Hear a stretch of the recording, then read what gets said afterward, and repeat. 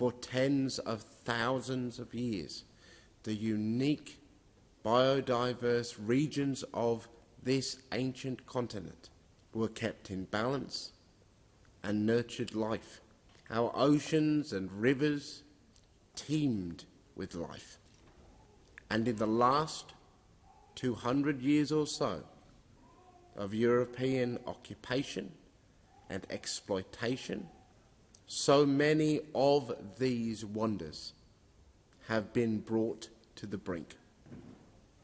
The fact that the burning of fossil fuels, of coal, oil and gas, bring us to a moment where the best scientists in the world tell us that the year we have just lived through, 2023, was the hottest on record by far.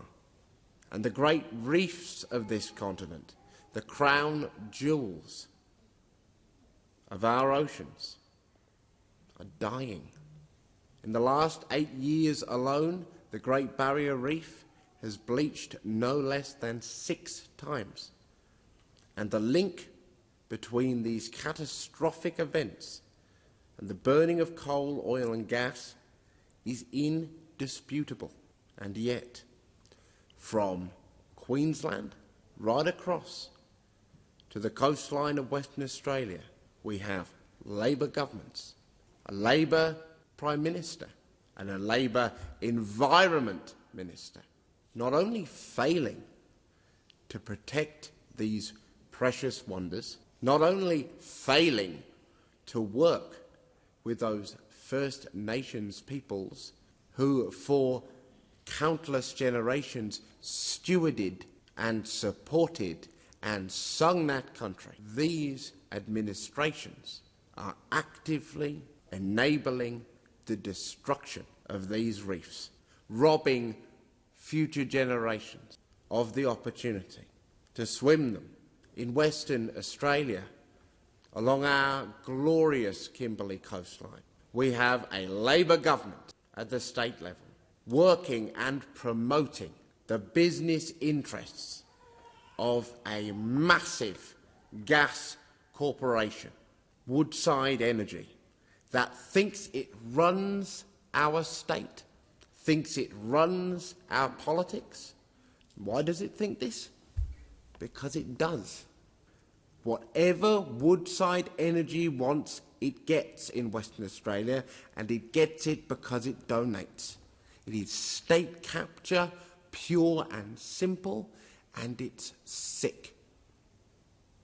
In Queensland, we have a state government which seems to want praise from the rest of the nation for doing what anyone would reasonably believe, would reasonably consider, was a bit below the bare minimum to pretend to be saving the Great Barrier Reef, while continuing to approve the very coal, oil and gas projects destroying it.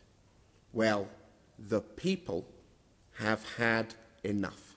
Despite what the Woodsides of this nation believe, despite what the premiers and prime ministers and environment ministers, which such companies buy, may believe, these precious places, they are not assets to be stripped, mined and sold. They are ours collectively held in trust. And when threatened by politicians and corporations, the people together will defend them. In Western Australia, we have a proud history of protecting our glorious coastline, particularly from Woodside. In 2013, we came together to defeat the James Price Point proposal. And once again, we are coming together to defeat the monstrous Burrup Hub proposal. And if it requires people to go to jail, to put their bodies and lives on the line to block this project, they will, and they are, and I pay tribute to them.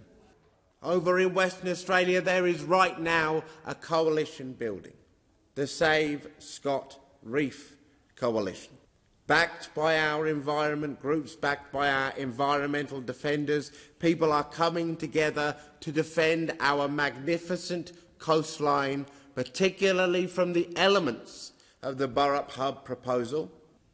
Now, the National Environment Minister has within their power the ability to deny approval for the expansion of the North West Shelf and the expansion of the Browers offshore gas field project. And they must use those powers to stop this project. We cannot continue to approve gas and coal projects in this nation which we know will push our environment to the brink, which will push us over the edge into 2 degrees of warming. We cannot do it. The community look to political spaces to take that action. But if those spaces are captured by corporate interests, we will take that action regardless.